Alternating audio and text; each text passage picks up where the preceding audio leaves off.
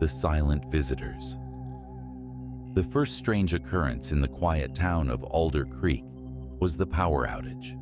It happened late one night in October, during a thunderless storm. The sky glowed faintly green, as if lit by an otherworldly hand. No one thought much of it, just a power surge maybe. But when the livestock began vanishing, leaving behind only splatters of darkened blood and patches of burned grass, whispers of something unnatural began to spread.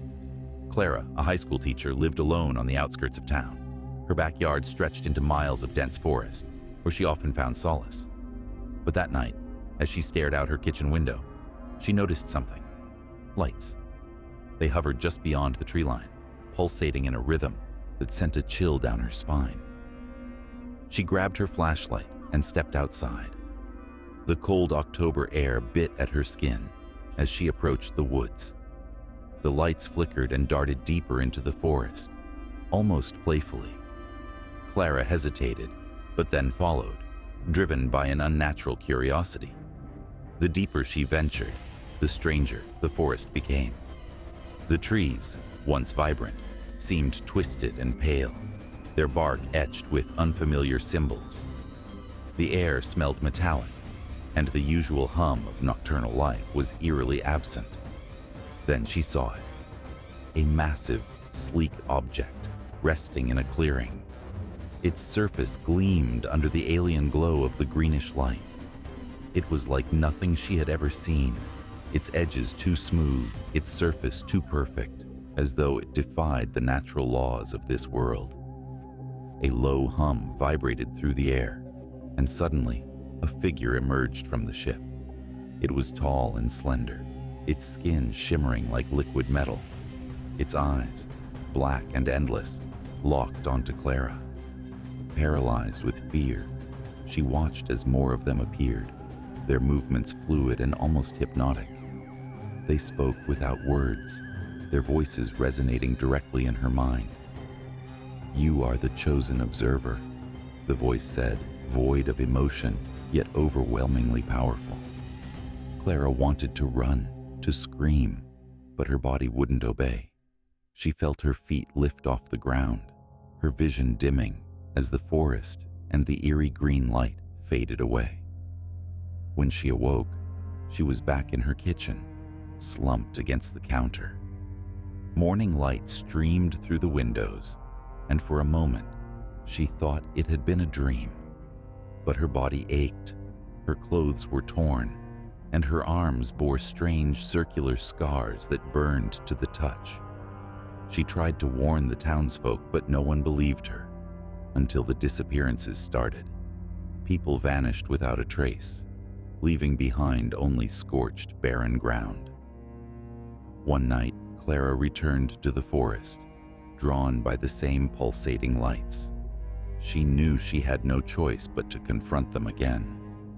As she disappeared into the trees, the hum of the ship grew louder, drowning out the world she left behind. No one in Alder Creek ever saw Clara again. But on quiet, moonless nights, some claim they still see the greenish glow flickering deep within the forest and hear the faint, haunting hum of something otherworldly waiting, watching. The Echoing Well. In the desolate hills of Blackthorn Valley, there was an old, crumbling well that no one dared approach. The villagers spoke of strange noises emanating from its depths, whispers, laughter, and sometimes the desperate cries of lost souls. Lydia had heard the stories since she was a child. Her grandmother often warned her, "Stay away from the well. It's a doorway to the void." But Lydia, now a skeptical journalist chasing her next big story, dismissed the tales as superstitions. Determined to uncover the truth, Lydia set out one chilly autumn evening with her camera, flashlight, and a notebook. The path to the well was overgrown, the air thick with the scent of decaying leaves. As she neared the site, a profound silence fell over the forest, broken only by the crunch of her boots. The well was as eerie as the stories described, its moss-covered stones cracked and uneven, the darkness within impenetrable. She leaned over cautiously, shining her flashlight down the narrow shaft.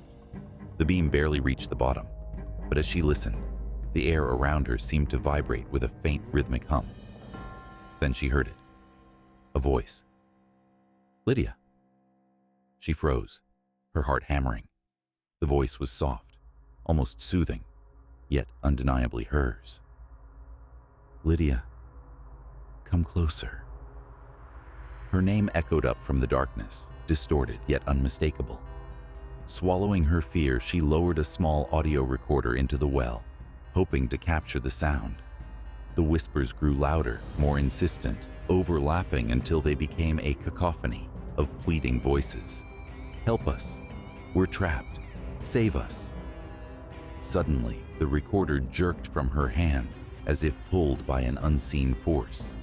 It disappeared into the void, and a chilling wind burst from the well, carrying with it the faint scent of rotting earth and something metallic. Lydia stumbled back, but she couldn't look away. The darkness at the bottom of the well seemed to shift, revealing something. Eyes, countless eyes, glowing faintly like embers. They blinked in unison, staring straight into her soul. A guttural voice rumbled from below, deeper than the others. "We hunger." The ground beneath her feet trembled as the stones around the well began to shift, crumbling into the abyss. Lydia turned and ran, her flashlight flickering wildly. The forest seemed alive, branches clawing at her as she sprinted back to the village. She burst into the tavern, breathless and pale, trying to warn the others. But as she spoke, her voice wavered, the words sounding foreign even to her. The villagers stared, their expressions shifting from concern to fear. "Lydia," one of the older men said, trembling, "you didn't come back alone." The whispers began again, faint but unmistakable, coming not from the well this time, but from within her.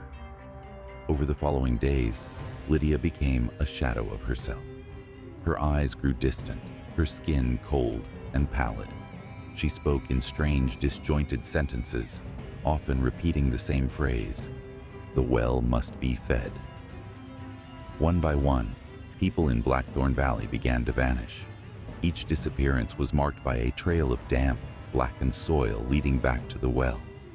Lydia was last seen standing at its edge, her eyes empty, her lips moving in silent prayer. When dawn broke, she was gone, and the well had been filled in, as though it had never existed. But on stormy nights, when the wind howls through Blackthorn Valley, villagers swear they hear her voice, faint and desperate, whispering from the earth, "It's not over. It's never over." The Watchers in the Fog. The coastal town of Greyhaven was known for its dense, impenetrable fog. It rolled in from the sea without warning, swallowing the streets and muffling every sound. The townsfolk had a saying, "Beware the fog, for it hides the Watchers." Sam had never believed in the old legends. He was a fisherman, hardened by years of battling the sea. But one fateful night, when the fog thickened like never before, even Sam began to question his disbelief. It started with an eerie stillness. The waves that usually crashed against the docks were silent, and the salty sea breeze had vanished. Sam stood alone on the pier, staring into the soupy gray void. His boat rocked gently in the water, but the world beyond was swallowed in silence. Then he saw them. Figures, barely visible, shifting within the fog. At first, Sam thought they were other fishermen, but as they drew closer, he realized their movements were unnatural. They glided, their limbs too long, their heads tilted at odd angles, as if observing him with unseen eyes. The Watchers. Sam's breath quickened. He stepped back, but his boots scraped against the wooden planks, the sound echoing unnaturally loud. The figures paused, their heads jerking toward him in unison. A low, guttural hum resonated through the fog, vibrating in Sam's chest. He turned to run, but the fog thickened around him, making every step feel like trudging through water.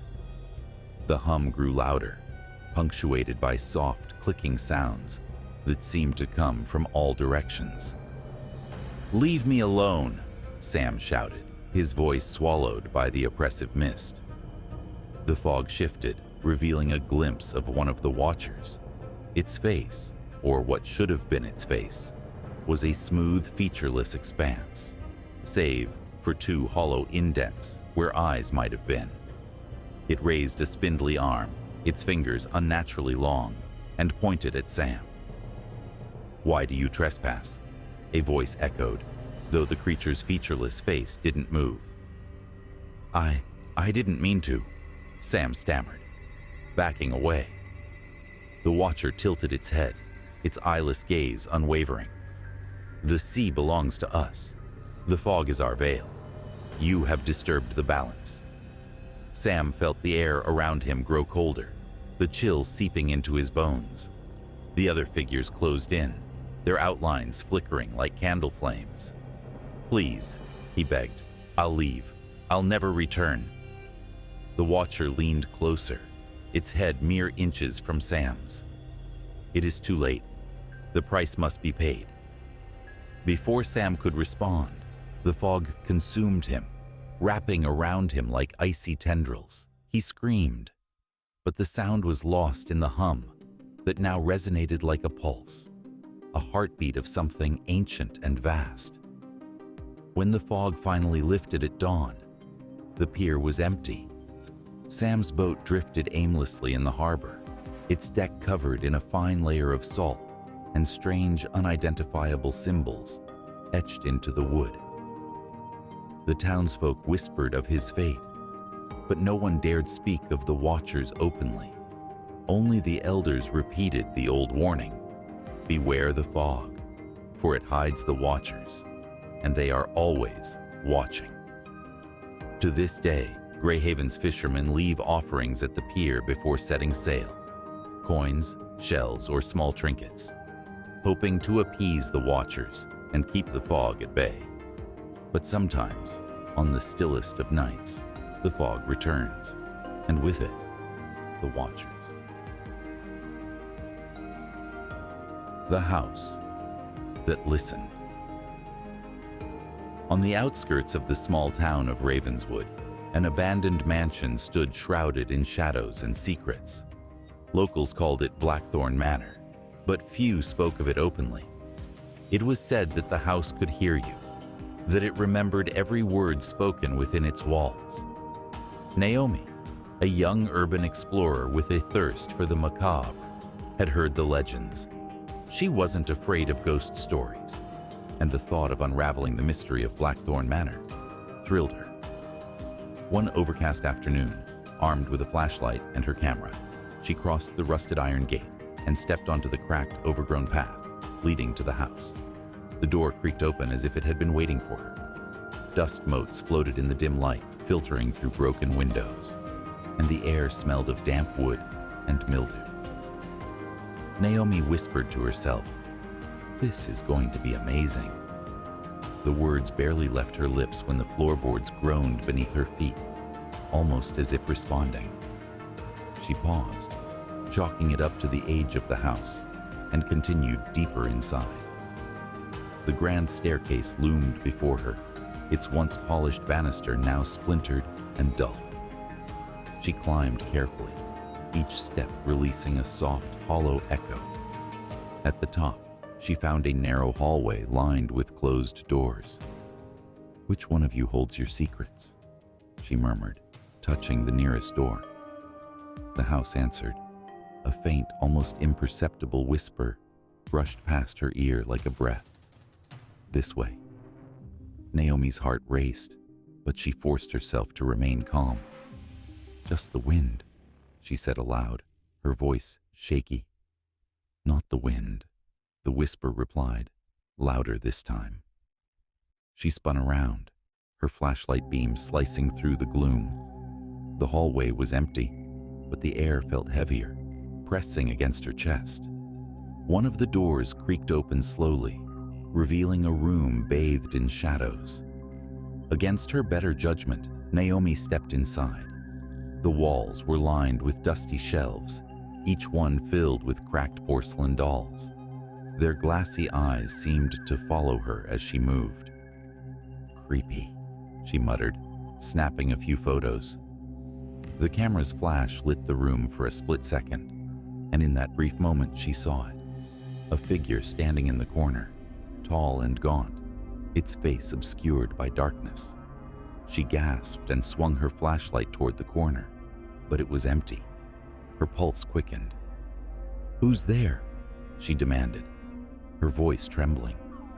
The house groaned, its timbers creaking as though it was alive. "You shouldn't have come," the whisper hissed, echoing through the room. Naomi backed away, her flashlight flickering. "This is just my imagination," she told herself, but she didn't believe it. The door slammed shut behind her, and the room plunged into darkness. The whispers grew louder, overlapping, filling her ears with incoherent words and phrases. She covered her ears, but the voices were inside her head now, relentless and maddening. "You listened," they said in unison, their tone almost mocking. "Now the house will keep you." The floor beneath her feet began to buckle, and Naomi screamed as she fell through the rotted wood, crashing into the darkness below. When she opened her eyes, she was lying on a cold, stone floor. The room was vast and featureless, lit by an eerie, flickering light. She scrambled to her feet, but there was no door, no window, only smooth, unbroken walls. The whispers were everywhere now, circling her, laughing, taunting. "Let me out," she screamed. "You are part of us now," they replied. The walls began to close in, the whispers growing louder, merging into a deafening roar. Naomi's flashlight flickered one last time and died, plunging her into eternal darkness. Weeks later, another group of explorers arrived at Blackthorn Manor. As they wandered through its decaying halls, they heard faint whispers, and in the doll room, on one of the shelves, they found a new porcelain doll with a face eerily similar to Naomi's, her eyes wide with terror.